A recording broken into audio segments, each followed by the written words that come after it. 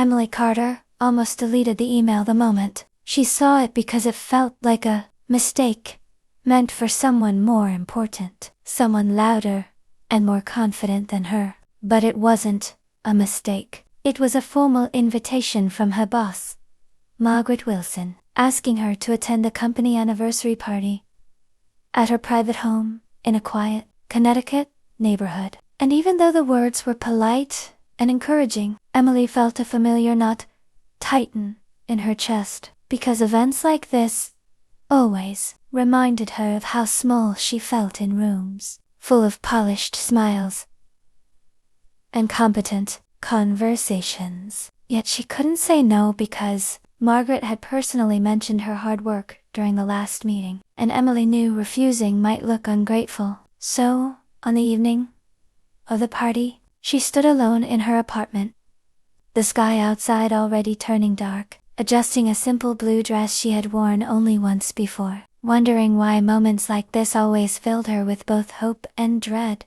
Hope that maybe tonight something would feel different, and dread that it wouldn't, that she would once again fade into the background. She reminded herself it was just a party, just one night, but deep down she felt the weight of the past pressing in, memories of being overlooked, of showing up and leaving unchanged. And as she drove toward Margaret's house, the road lined with tall trees and warm porch lights, she practiced polite smiles in her head, telling herself she would stay an hour, congratulate her boss, make brief conversation, and leave quietly. But the moment she stepped inside the house filled with soft music, low laughter, and the gentle clink of glasses, she realized how carefully everything had been arranged. Not just the decorations, but the people. Competent co-workers grouped together, familiar office faces glowing in a setting that made them seem different, more relaxed, more powerful. And Emily felt like she had crossed into a version of her life she rarely visited. She moved slowly, careful not to draw attention, accepting a drink she barely touched, listening more than speaking, smiling when spoken to, yet feeling invisible in the way she always did until something shifted, subtle but undeniable, when she felt a pause behind her, a moment of quiet in the noise, followed by a calm voice saying her name as if it mattered, as if it carried meaning. And when she turned, she saw a man she had never met yet, somehow felt familiar. His expression open and curious, not sharp or assessing like so many others. And before she could ask how he knew her, he smiled gently and introduced himself as Daniel Wilson, her boss's son, explaining that his mother had pointed her out earlier, praising her dedication and kindness. And Emily was caught off guard, not by the connection, but by the way his words made her feel seen, truly seen for the first time in a long while. And as they spoke, standing near the window where city lights flickered in the distance, the conversation moved quickly, skipping the awkward pauses she expected, flowing instead with ease. Daniel asking about her work? Not out of obligation, but real interest. Emily answering honestly, surprised by herself, telling him about long hours, quiet ambitions, and the feeling of being stuck between wanting more and fearing disappointment. And Daniel listened, without interrupting, without checking his phone, his attention steady, and Emily felt something soften inside her, a guarded part she rarely allowed to breathe. The party continued around them, but seemed distant, like background noise, to something unfolding naturally. And when Margaret briefly joined them, smiling with pride and warmth, Emily felt a sudden awareness of how unlikely this moment was, how easily she could have stayed home, how easily their paths might never have crossed. And as Margaret moved on to greet other guests, Daniel looked at Emily with a thoughtful expression, as if he sensed the weight of the moment too. And Emily realized her heart was beating faster, not with fear, but with a quiet excitement she hadn't felt in years. Yet, even as she laughed at something he said, she reminded herself not to read too much into it, not to imagine meaning where there might be none, because life had taught her that some moments feel important, but fade by morning. Still, as the evening drew on, and guests began to leave, Emily found herself wishing time would slow, wishing she could hold on to the feeling just a little longer. And when Daniel thanked her for the conversation, saying he hoped they'd talk again before he returned to his busy life, Emily felt a strange pull, like the night had offered her something fragile and rare, something she didn't yet understand. And as she stepped back into the cool night air, the house glowing behind her, she realized that the decision to attend the party had already changed something inside her, because for the first time in a long while, she didn't feel like an accident in the room. She felt like she had been meant to be there,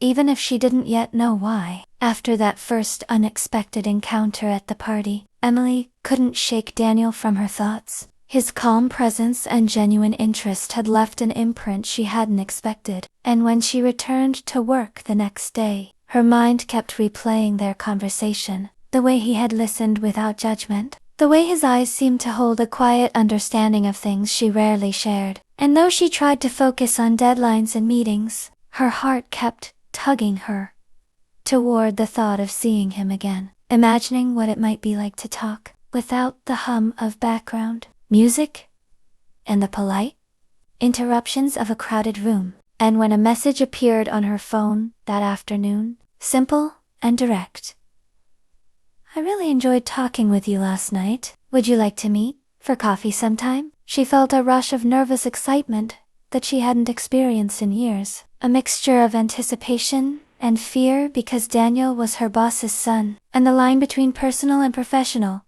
felt sharp and complicated, yet something in his words was gentle, respectful, and she realized she wanted to see him, to hear him laugh again, to feel that strange, comforting connection that had sparked in such a brief encounter. So she replied cautiously, agreeing to meet him at a small, riverside cafe that had been recommended by a colleague as quiet and private, a place where conversations could linger without interruption. And the next afternoon, as she approached the cafe, Emily felt a flutter of nervous energy that made her palms sweat, reminding herself to breathe, to stay calm, to act natural, even though every step toward the door felt like stepping into a new world, a world that promised possibility, but carried risk. And when she entered, she spotted Daniel, already seated by the window, casually reading a book, his posture relaxed, yet attentive. And when he looked up and smiled, something inside her melted, that quiet pull growing stronger.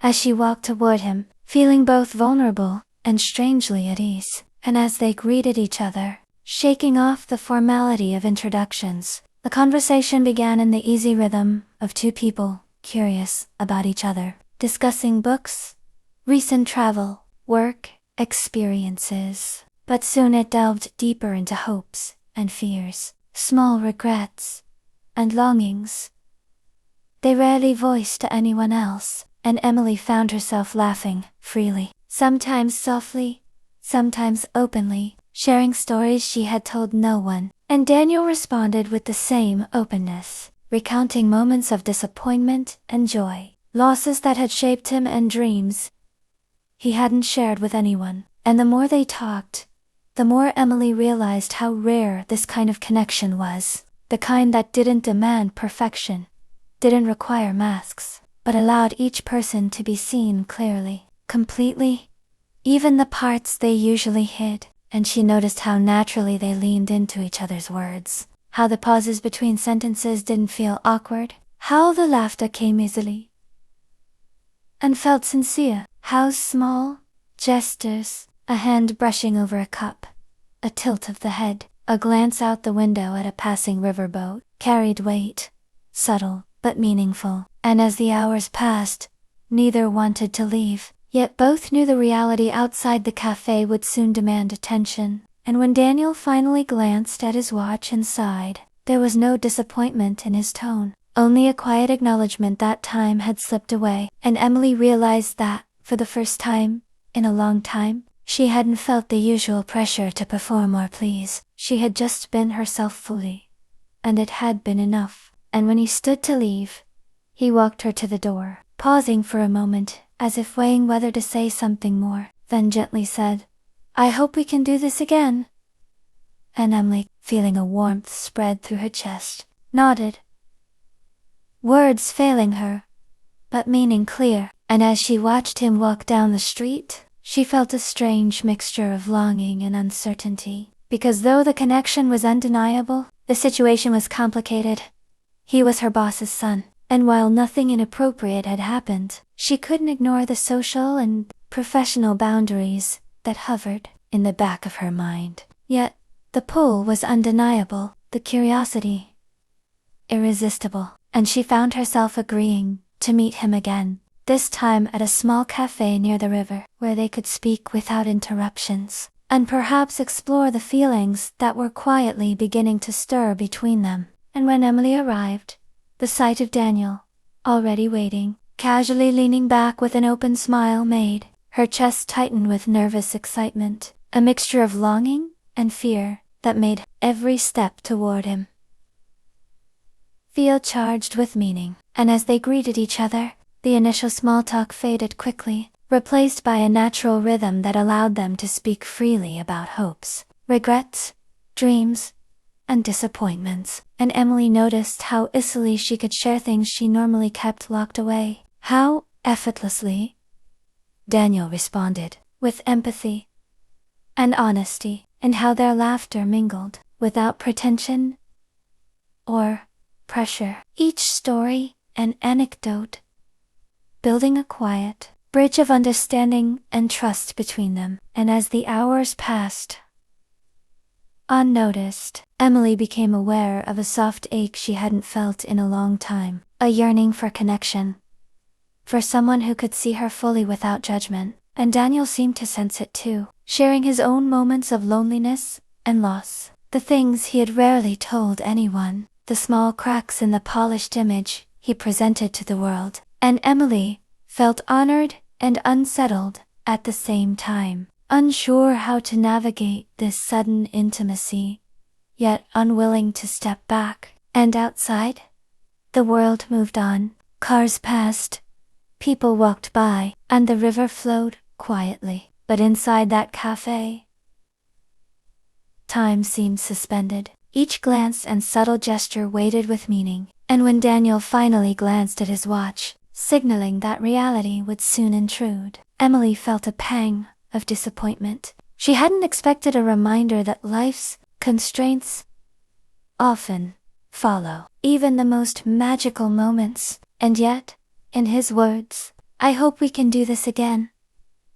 There was no rush, no pressure, only a gentle invitation that mirrored her own desire, and she nodded, feeling a quiet thrill that she hadn't known she could feel, the kind that combines hope, nervousness, and the intoxicating sense of being understood. And in the days that followed, Daniel remained present in her mind, his image appearing during quiet moments at her desk, in the hum of the printer, or while walking down the office corridor. And though she tried to focus on work, the pull was constant, a delicate tension between propriety and the heart's stubborn insistence. And when Emily heard that Daniel might be leaving town soon for another opportunity, a mix of urgency and fear surged through her, making her question every feeling she had tried to contain, every word she had hesitated to say. And the thought of his absence pressed against her chest, in a way that was both frightening and electrifying, forcing her to confront long-held fears of missed chances and fleeting connections. And as she reflected on the past few weeks,